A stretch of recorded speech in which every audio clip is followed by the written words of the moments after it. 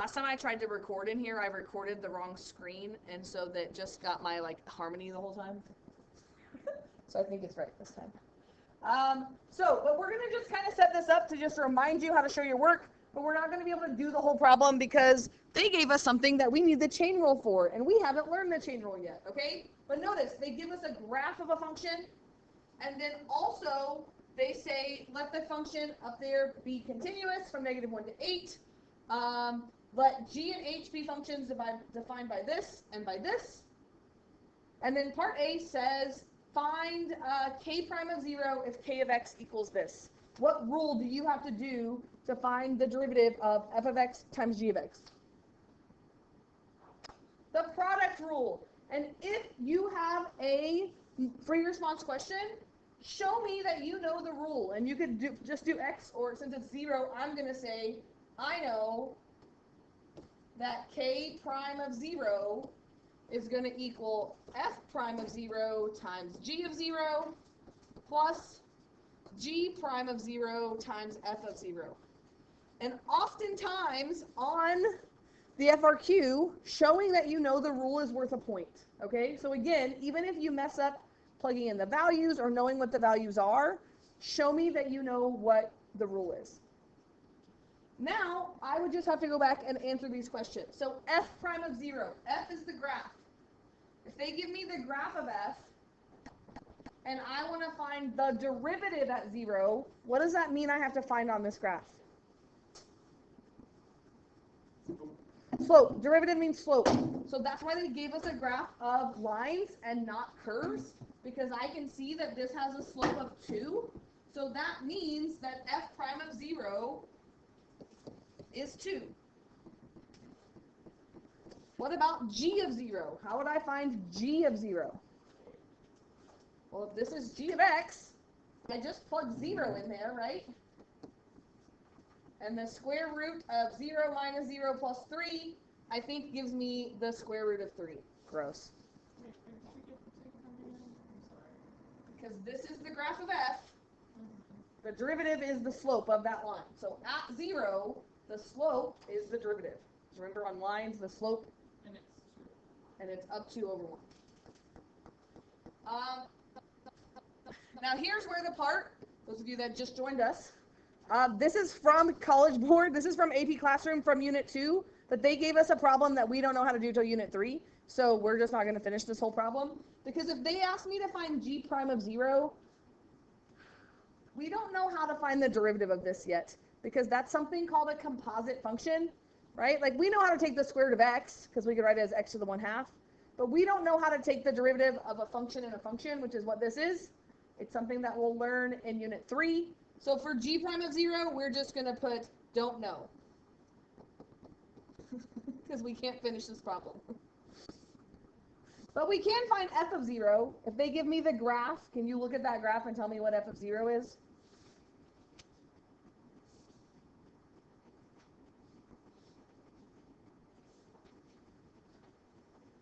On the graph, 3. At 0, the value is 3.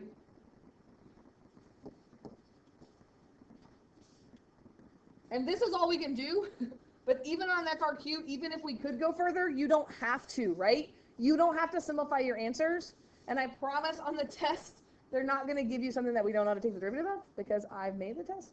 So, I mean, if that were to happen, would we conveniently just put...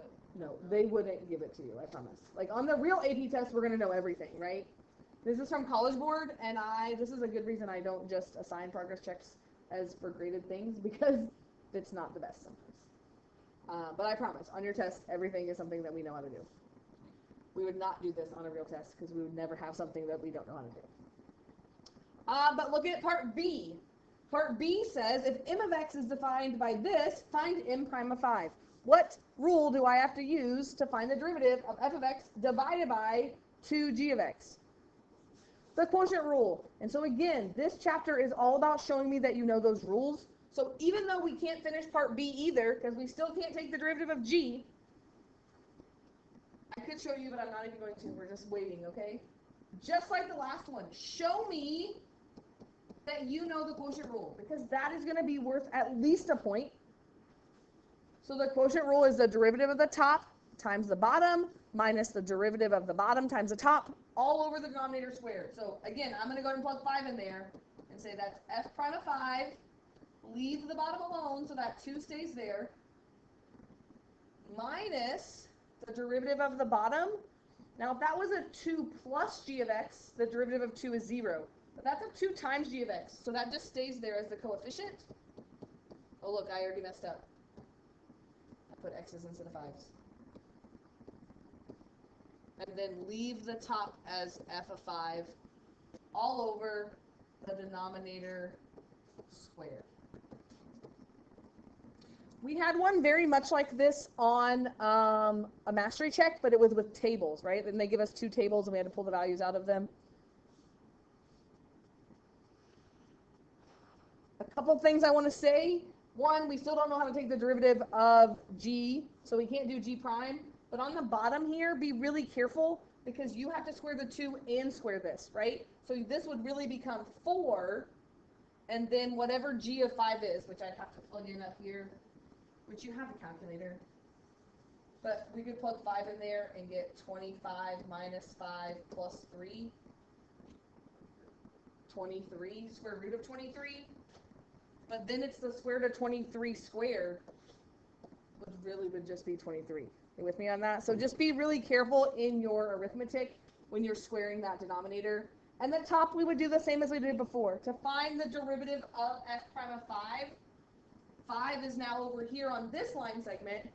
So the derivative would be the slope of that line segment down 2 over 3. You agree with that? So negative 2/3. So sometimes they give us an actual equation, sometimes they give us a graph, sometimes they give us a table. But again, I'm going to stop here because I don't have, are you okay if we stop, or do you want me to do like the other one and fill out everything I can? All right, because we don't know how to do this, because the College Board is stupid. But we can't do part C, because part C uses f and h, and we can do the derivatives of those. So part C says find the value for x between -1 and 2 such that f prime of x equals h prime of x, which means I need to find the derivative of each one of those. I think h prime of x is the easier part to do on this because f prime of x, you don't have an equation for. So this is the part that's really important. It says between -1 and 2. So between -1 and 2, do you agree that that's this line segment? Yes. And what is the derivative of this graph between -1 and 2? 2. It's the slope. So it's really important that they told us that because we can't find the derivative of both pieces at the same time, right? They're 2 different derivatives. They're 2 different slopes. So f prime of x is just 2. And then I have to take the derivative of h, which I'm just going to rewrite so I don't have to go back up.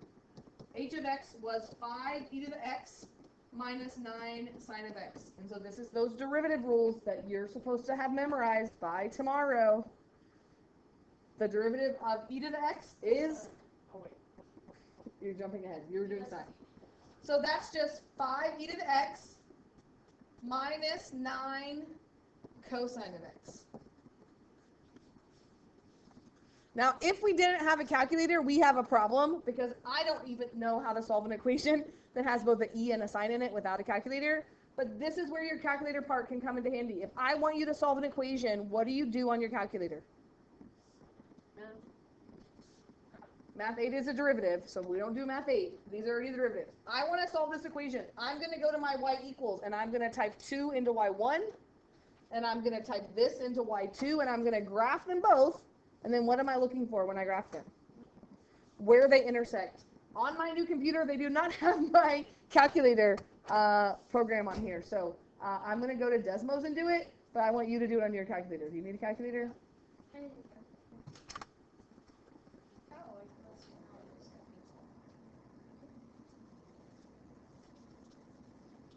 I did just learn yesterday from an AP thing that because the multiple choice is online this year for AP, that you will also have a Desmos calculator, but you can also still have your graphing calculator. I don't know how to do derivatives on a Desmos calculator, so good thing. But remember they gave us the values, the x values, remember?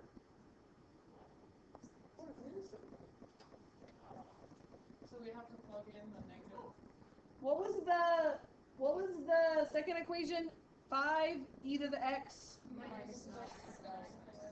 minus 9 cosine x. Oh, wowsies. So y1 is 2 and y2. Yeah. Whoa, what did I just do? I don't know. Okay. Whoa, okay. Computers are hard. So here's where, if this were me, you could just look to see what the window is. Like you could just find it on there. But remember that it said only between -1 and 2. So this is where I would go to your window and change the x minimum to -1 and the x maximum to 2. So you're only looking at the x values you're allowed to look at. I think I can do that on mine as well. I have to be fancy over here. I can hit this little wrench. No, I don't want you to draw. I want you to point. And I'm going to change my X window to, what was it, -1 to 2? Oops. I hate Desmos. I hate double screen. I just want my old computer back.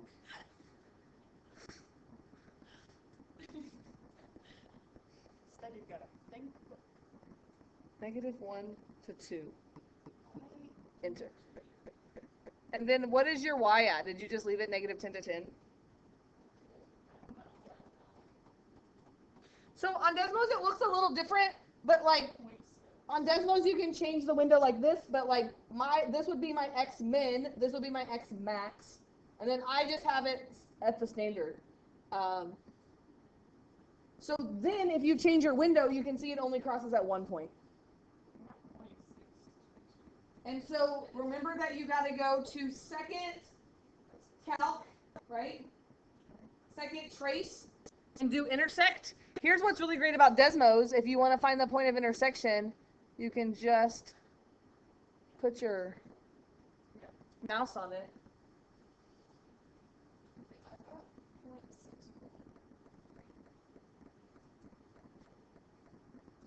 Did anybody else give this answer? Yeah.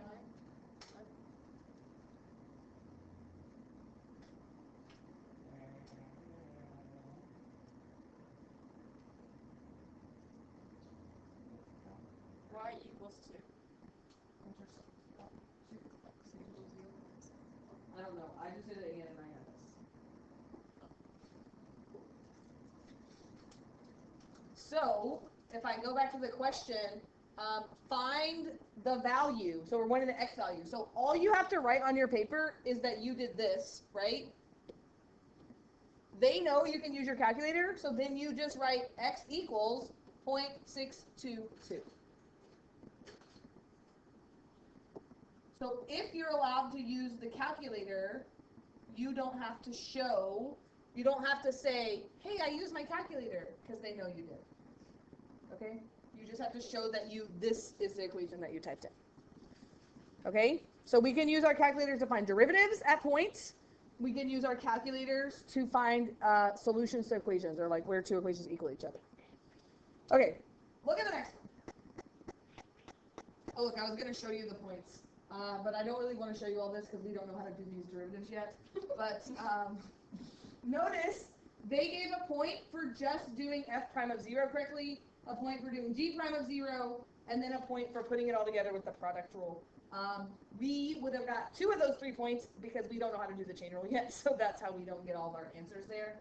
But we're just going to not look at that one. If you look at the second one, was also worth 3 points. You got a point again for the derivative of f, the derivative of g, and then the quotient rule all together was another point. But again, we don't know how to do the quotient rule, so we can't do that one. And then part C was worth 2 points. 1 point for getting the derivative of h prime of x, right? So just knowing how to take the derivative of that equation, and then 1 point for getting the answer from the calculator, 0.622. to get that, right? So 9 points, that's how many points FRQs are worth. The last test we had, again, was kind of a abbreviated version, but from this point out, all of our FRQs will be worth 9 points each, okay? Because that's the real test. Okay, no calculator allowed. And so I'm going to skip all this. It's kind of just the directions. But now on this one, they give us a graph of f and a graph of f prime. And it says the values are shown between -1 and 4. Part A says write the average rate of change of f over the interval from -1 to 4. For how many values of x in the interval does the instantaneous rate of change equal the average rate of change? Well, I hate that question, but that was the one we had yesterday about that. I don't like that one. But I gave this one, but I feel like if you did the multiple choice, I feel like hopefully you're feeling pretty good. If I ask you to find average rate of change, what do? F of B minus FA over B minus. Yeah, and they give you the interval for average rate of change. So you're going to do, I'm going to write it up here, but again, the back side of your paper is blank if you want to use that to write it down on here. You would do f of 4 minus f of -1 all over 4 minus -1. When they ask you to do average rate of change or to approximate a derivative, which is also average rate of change, they always say you have to show a quotient and a difference. So you have to show subtracting something and you have to show dividing. The rest of it, if you add 4 plus 1 on the bottom and you just put 5, but you have to show subtraction and division. This one, they gave me a graph, so I just have to go get the values from it, right? So f of 4 would be 1. F of -1 would be -2. Do you agree with that? So I think I get 3/5. Do you agree with that statement? I didn't get very far in my answers when I was working them out this morning because the sub came in and she was very chatty. She was nice, but I was going to do calculus, but then I talked to her. You agree where I got that? And then it says, again, I feel like that College Board is jumping the gun because we haven't learned something called the mean value theorem yet, which is where we talk about the instantaneous rate of change equaling the average rate of change, but we haven't done it yet. So we're trying to find when does the derivative equal that also, but we have a curvy line here. Do you agree with me on that? So we're just going to not answer that part too, okay? What I do want you to know is if I ask you for instantaneous rate of change, what is that asking you for? The derivative at one point, right? And so making sure you know the difference between that. What about part B? It says write an equation for the line tangent to the graph of f at x equals 1. We've written a lot of tangent lines in this chapter. Can guarantee you're going to see at least one tangent line problem on your test. What do you need to write a tangent line? Point and slope. A point and a slope. So if I want to find a value at x equals 1, I have to find what is f of 1, and I also have to find what is f prime of 1, right? Those are kind of my two things I'm looking for. Can I find f of 1 right now? Yes. Yes, because I can go to my graph, and I can go to 1, and I can see that it is 2. If I had an equation, I plug it into the equation. If it's a table, I read it from the table. If I need to find the derivative, if it's an equation, I have to take the derivative. If it's a table, they usually just give me the table, like they give me the derivative value. And if it's a graph, if they gave me the graph of f prime, can I also go on the graph of f prime at 1, and the derivative is whatever that y value is, which means at 1, the derivative is -2. And if I have a point, and if I have a slope, I'm just writing that linear equation, which I recommend using point-slope form, because if it's an FRQ, you do not have to put it in slope-intercept form. If you've been working on the multiple choice, most of the answers are in slope-intercept form, and you got to work it out. But I can just say y minus 2 equals my slope, which is the point that I got at 1, so it's -2 times x minus 1. And I am going to leave my answer like that, so I don't risk making an arithmetic mistake. So f prime is slope. Yes. Yes, the derivative at that point is the slope. Yes. Because we could say at if we went to 1 on this graph, what we just did is we found the equation of this tangent line that would go through, right? And the slope of that tangent line is that -2 that we have. The derivative is the slope of the tangent line at that specific point. So when I'm writing my tangent line equation, you should never be plugging the derivative equation in. You're always plugging in a number, like what is the slope at that point. Okay. Oh man, there's so much. Part C. But we're doing so good though. I was so worried we were gonna run out of time, but then I got out of my meeting early. Stuck out. No, it was really over. It was really over. Like they gave it. I thought it was over, but then we came back together. But then right before we came back together, they were like, "It's trivia day," and I was like, "Trivia day! I can't miss trivia day!" So while they were like wrapping up the end of the thing, I was answering my trivia and like I was like yelling out, "Where did Mr. Welty go to college?" I was a bad attendee for a few minutes, but it's okay. I couldn't start the year out with a 0 on trivia. We got all the questions. We don't have to uphold your. I only got 14 out of 16 because guess what? I did not know where Mr. Welty went to go. Franklin.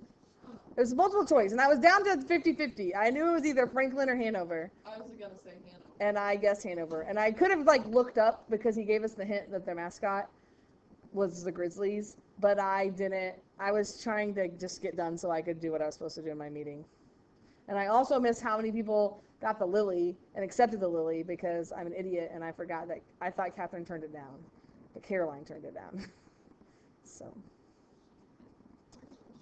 because U Chicago matched it, like U Chicago offered to pay the same thing that the Lily would pay, and she wanted to go to U Chicago. So, and the Lily's only for in-state. And I thought Catherine turned it down because Rose-Hulman's a private college, but Rose-Hulman just said we'll cover the same thing that a public college would cover if you come here. So, yeah, pretty smart kiddos, huh? Okay, look at part C. It says for each of the limit as x approaches 2 of f of x minus f of 2 over x minus 2, and the limit as x approaches 3 of f of x minus f of 3 over x minus 3, find the value or give a reason why it does not exist. When you see this, what do you know that this is asking you to do? Derivative. Find the derivative at the point that is the number that's here. So when I see this, I know that the limit as x approaches c of f of x minus f of 2 over x minus 2 is just telling me to find f prime of 2. Definition of a derivative. Oh, because that's the equation, but it's really x approaches 2. What? So now I go up to my graph. And if you look at the graph of the function at 2, oh, that's a curvy point. I don't know. But they gave me the graph of the derivative. So I can look over here at this derivative, and I can say, what is the value of that graph at 2? It's 1. And I know that it looks a little pointy, right? Like what happens, the reason this is a tricky question is because you're like, hey, but that's a sharp corner. But it's not about sharp corners on the graph of the derivative. It's about sharp corners on this. And at 2, is that a sharp corner? No. So it is still differentiable because notice the derivative from the left and the derivative from the right, they both meet up at 1. So the answer is f prime of 2 is just 1.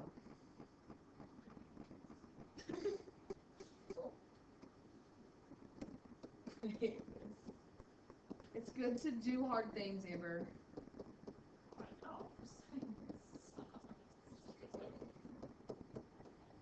And so, and again, this is exactly what I would write on my paper. Because I want the person grading it to know that I know this means derivative, and the derivative equals 1. And so for the second one, the limit as x approaches 3 of f of x minus f of 3 over x minus 3, I know that just means find the derivative at 3. So I go back up.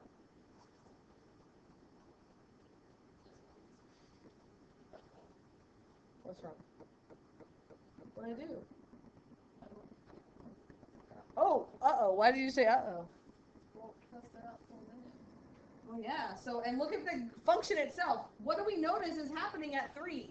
It doesn't exist. It's a sharp point, and derivatives don't exist at sharp corners. And we can see on the graph itself, at 3, they're not the same. The limit of the derivative from the left is not equaling the limit from the derivative from the right. They don't match up, right? So if you go back to that question, it asked us, how did I just move that over here? I don't even know. But it says, find the value or give a reason why it does not exist, right? And so I'm going to put, my answer here is does not exist. And we'll see what the rubric says. I feel like you could say at x equals 3, f of x has a sharp corner, so the derivative does not exist. But the best answer, the very good calculus answer to say would be at x equals 3, the limit as x approaches 3 from the left of f prime of x does not equal the limit as x approaches 3 from the right of f prime of x. But we're going to look at the rubric. Hopefully it just says sharp corner and they would count that right, but that's the real mathy answer to say. Like what makes it a sharp corner is the derivative from here is positive and the derivative coming this way is negative, and those derivatives don't match up. So let's look. Well, let's just go ahead and do D, and then we'll look at the rubric, okay? So I can stay on this page. So let's say you looked at part C and you really had no clue that that meant derivative. I want to remind you to not just give up on that question.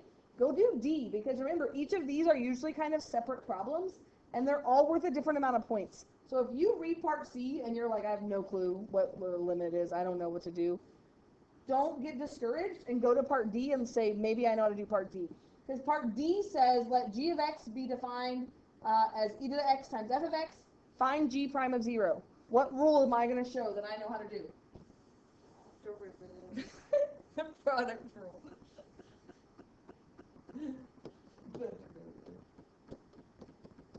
So I'm going to just do this with x, and then I'll go back and put 0 in because I always forget. Product rule, so the derivative of e to the x is just e to the x, leave the f of x, plus derivative of f of x, leave the e to the x. And very nicely, without a calculator, they gave us an e, but they gave us a 0 to plug in. And what's e to the 0? 0. No! 1.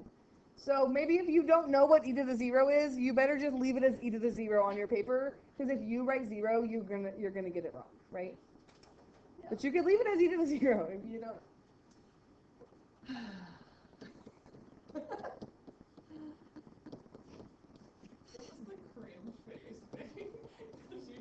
I was waiting. I was like, please don't say 0. And now again, they gave us another graph on this and not a function. But I can go up here to this graph, and at 0, the value is 3. Do you agree with that? It feels like not quite. Yeah, we're just going to say 3. Yeah. And at 0, the derivative is 1. You agree with me on that? So we got 3 and 1. So it's going to be e to the 0 is 1 times 3 plus 1 times 1. So I think my answer is 4. But again, I just want to say, you could have left your answer as e to the 0 times 3 plus 1 times e to the 0, and I would have to count that right, because if I could type it in a calculator, you can leave it like that. You cannot leave it like this, because f of 0, I don't know what that is. I can't type that in my calculator. So you have to get to the point that you could type it in the calculator if you don't want to reduce it. Okay, let's grade ourselves. Maybe. Just kidding, there's no rubric here.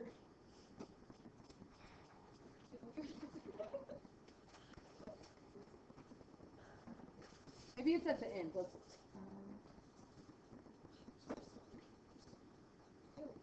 this it? Oh yeah, okay, it was just at the end, right? Average rate of change, so part A on that was 1 point for the average rate of change, and then 1 point for like finding where they equal each other, but we didn't do that part, so don't stress. Part B was just 1 point. Sometimes tangent line equations are 2-point questions, but this one's just one, so it's all or nothing. You had to get your point right and your derivative and write it. Sometimes they give you a point for doing the derivative and then for writing the equation, but this one's all or nothing. But I think that's what we got, right? Well, we had y minus 2, but we would get it right. Any form of that equation is correct. So they just went ahead and, well, they added the 2 over. Right. I would have to put it in self-intercept form if I was going to graph it. So I promise that our point is right. Part C says the second point is earned for does not exist with a reason that f is not differentiable at that point. For example, indicates that the graph has a corner point or sharp point. So you would get your point on that if you said it does not exist because there is a sharp point at x equals 3. Yes. So, would I also get the point for that if I said, like, it was this part, like, it doesn't connect. So if I talk about the graph of continuous, Well, the graph of the it depends on what you say, okay? But yes. because on the graph of f prime, the graph is not continuous at x equals 3, Yeah. that would be okay. Okay, so I can talk about either the graph of the derivative or the graph of the function. I think so. But you could. That's a lot of breakdown. But very nicely, you could literally just say because there's a sharp corner, right? Sharp points on f of x. This is where you want to be really careful. If they give you an f of x and an f prime of x, if you give me a reason that says on the graph, you're not going to get your points because there's 2 graphs, right? So are you talking about f of x or f prime of x? And so trying to be very specific when we say our answers. And then part D was also worth 2 points. 1 point for just doing the derivative correctly. So again, showing that we know the product rule. And then 1 point for getting to an answer. And again, notice they wrote out the work there too, so that if you don't simplify it, that you could see what's happening there. So, hooray, we should just all take the test together. It would go so great, right? Yeah. Can we please? Just kidding. Can we do No. the test? We can't because I can't take the AP test with you, right? What about tomorrow's test? You can just write all the answers on the board. That's not that you take it. Okay, last one. Also, no calculator, and they give us this lovely chart, and they tell us that the number of passengers who have boarded a ship is modeled by the differentiable function p. That's important probably later. They told us it's differentiable, so if they tell us it's differentiable, what else do we know? It's continuous. If they tell me it's continuous, do I know it's differentiable? No. Where t is the number of hours since boarding began, values of p of t for selected values are given in the above table. Part A says, according to the model, what is the average rate of, at which passengers board the ship? Sorry, I wouldn't say average rate of change.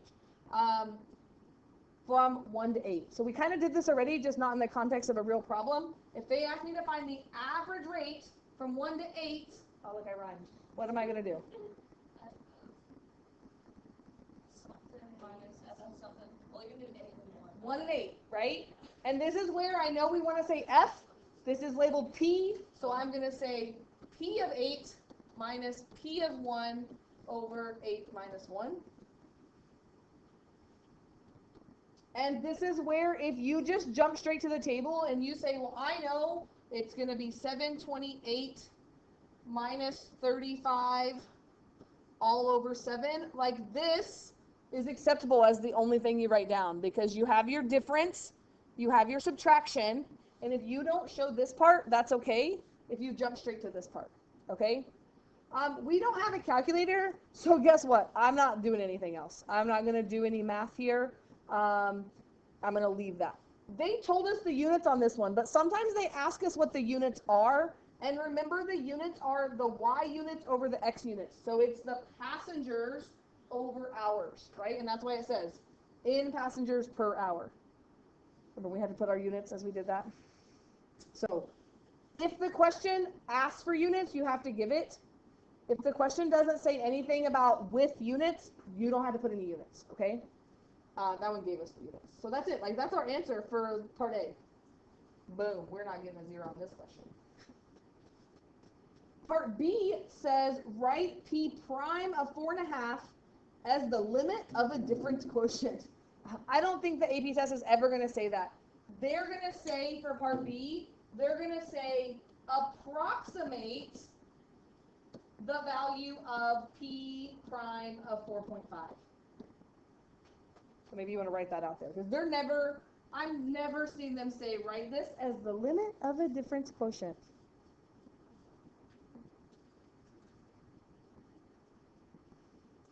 Oh, I think I know what they want you to do, but I've kind of made a new problem. Let's do this 2 ways, okay? If we just want to approximate the value at 4.5, how do we do that when they give us a table and they ask us to approximate a derivative? Right, like 4.5 is between 3 and 6, right? So if I wanted to get an approximate value of a derivative, if the point's not on the table, I can approximate it doing this exact same thing, but picking the 2 points that it's in between. Do you see the difference between that? Even though we're doing it the same way, average rate, they give you the 2 numbers. Approximate, we would say p prime of 4.5 approximately equals, and I'm just going to pick the values in between. So I'm going to do 600 minus 204 over 6 minus 3. Because 4.5 is between that. You with me on there? And that would be the approximate rate at 4.5 hours, passengers per hour. But this one actually says right as a limit of the difference quotient. That's the definition of a derivative, is what they're asking us to do here. I'm going to do that just so I can show it to you, because I know you're going to see it on your test. The other definition of a derivative, okay? So this was really my own made-up part B. The definition of a derivative is the limit. We already did the, I don't know, do you want to do the one we just did with the like x approaches 4.5, or you want to do the h approaches 0? So if we do that as x approaches 4.5, that's like the one that we just did back here. Where was that? Oh, that was on the second question. What am I doing? This. Like when they say write the derivative as the limit of a difference quotient, that's what they're asking you to do. So 4.5 is my a value, so I can just say that would be p of, oh, what is this? P of x minus p of 4.5 over x minus 4.5. That's the definition of a derivative. I'm still on part B. That says write p prime of 4.5 as the limit of a difference quotient. That's what this is, the limit of a difference quotient. Well, that's how we first did derivatives, yes. You're going to have to be able to recognize when you see it that it means derivative. I'm also going to throw this one in. We also have this that means derivative. The limit as h approaches 0 of f of x plus h minus f of x all over h. And if I did that for part B, the only thing that's going to change is the x is going to change to 4.5. So that's the same as saying f of 4.5 plus h minus f of 4.5 all over h. And you're probably not finished with the multiple choice, but I'm pretty sure the second section of the multiple choice has a few examples of this where you have to like pick what function it is. Like what is it asking you to do? Because definition of a derivative you are definitely going to see on your test. No, on the H one, it's always as H goes to 0. Because as H goes to 0, like this one is like when you think about they're at some point and then some point plus H. As H goes to 0, that point gets closer and closer from the secant line to the tangent line. So those are kind of the two differences. I am 99% sure there is nothing on the test that you have to write this out, but you are going to see this on the test and you have to recognize it as saying, oh, that means take the derivative at this point. That's what you have to recognize from it. You don't have to do the limit ever anymore because we know we have the rules. We have the power rule, the product rule, the quotient rule, but you have to recognize that this means takes a derivative. That's what you have to know from that. And again, the second section of the multiple choice, I know there's some questions on there that you can look at and practice to do that. So really, oh, it says use data in the table to approximate 4.5. Oh my gosh, we did that. That was the other way I did it. I just didn't read the question. Oh, there. So did we need to look at all of that? No, I think we did because it says as the limit. Let's look and see. Let's just look at our answers. I have these in the wrong spot, but this is what we did first, which we did not get an answer, but uh-oh, I feel like I had the wrong math. Did we have 7 on the bottom? Yeah. Oh, shoot. Okay. On part A? We just take mine. Okay. On the second one, notice they did both ways, right? The limit expression using this is derivative at a point, this is the H way, and then this is what we did first.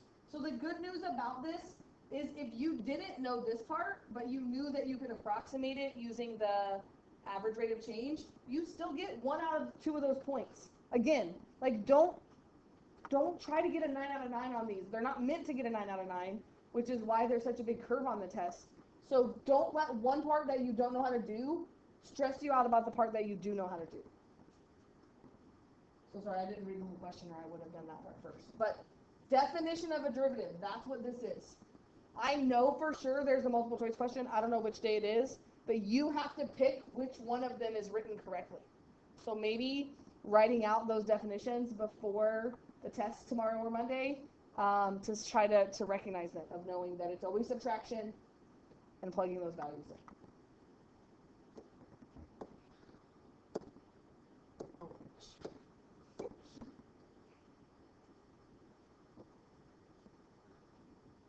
What about part C? Part C says, must there be a time between values of 3 and 6 where P of T has to equal 500? Justify your answer. Oh man, this sounds like a theorem to me. So let's look at what we know. So maybe you're like, I have no idea, but let's just look at what we know. We're trying to find, is there a time where P of T equals 500? Is that what it said? Is that what it said, 500 though? Between 3 and 6.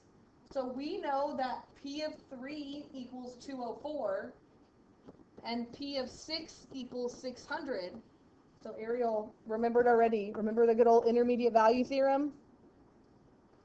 If we know this function is continuous, if 500 is between these two numbers, then we know it has to equal 500. Do we know that this function is continuous? Why? How? Because they told me it's differentiable, then I know it's continuous. So I can, like what I wrote already, I'm now going to say,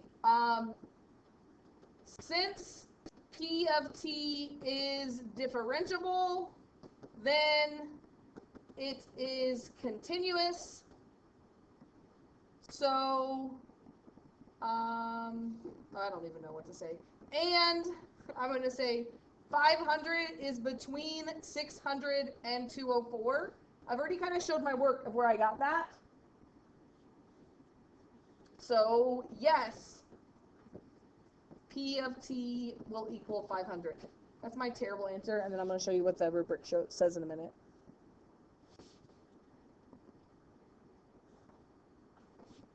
You can also say this. I've seen this on rubrics. They say differentiable, goodness gracious, differentiable, and then they draw an arrow Like differentiability implies continuity, and that's kind of the shorthand of that. And so you could get away with saying that without saying, since it is differentiable, then I know it is continuous. I'll show you their answer.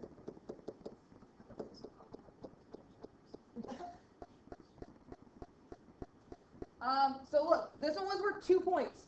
One of those points is telling me how you know it's continuous. It's continuous because it's differentiable. 1 point for you.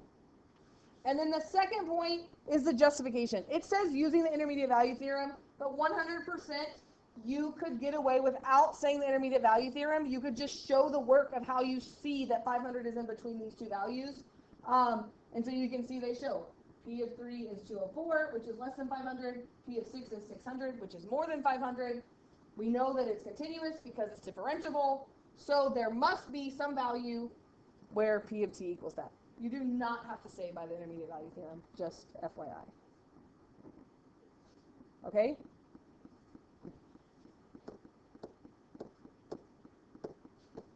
One more, we're almost done. Part D. The total number of gallons of water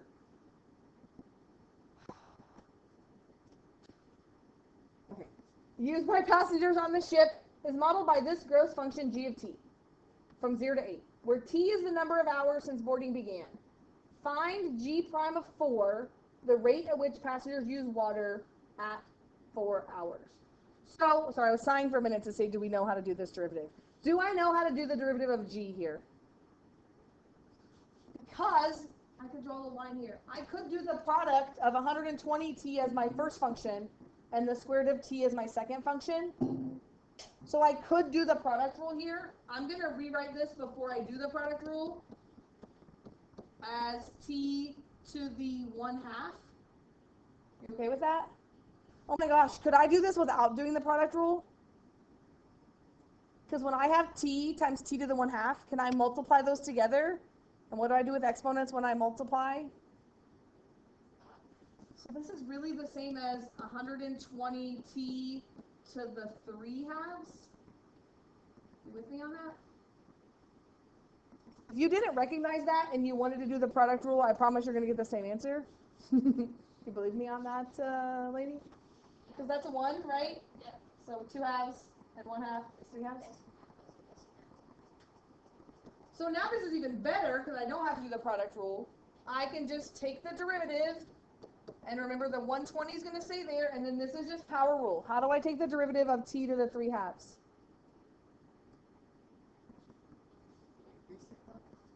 How do I take the derivative of t to the 3/2? Bring the 3/2 out. And then subtract 1, so 3/2 minus 2/2 is 1/2. Guarantee you get points for doing your derivative correctly. And then you're going to get points for plugging the value in. And so if I go back here, here's what's really great.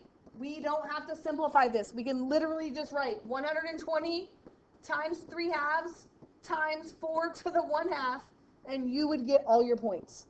So you don't have to do the arithmetic on these problems. Now you could, the twos would cancel. I think it's 120 times 3, which would be what, 360? I think it's 360, but this could be your answer. Oh, that was a lot. That is a lot. I should not have taken that little drill. Oh my gosh, child. Yeah, look, 360. So 2 points, yes. One's for getting the derivative and one for getting the value by plugging 4 in. Tomorrow is the calculator part. So good news for you, on the calculator part, there's probably less things you have to have memorized, right? If you can use your calculator. But if they don't give you a value, you still have to know how to take the derivative. You will not use your calculator on every question. Some of it will still be doing the rules. So please look over your rules. Please look over your derivatives. And if you haven't finished that multiple choice, please try to finish it so that you have time to look at the results before we take that test. Okay? Yeah, you don't have to do that. I mean, you're welcome to, but it's not going to be an assignment since I made you do all the multiple choice on the things. But if there's certain ones that you're like, man, I really could look at that, or if you want to just look at the answers to kind of jog your memory, but it's not an assignment. So I feel like I'd have to give you a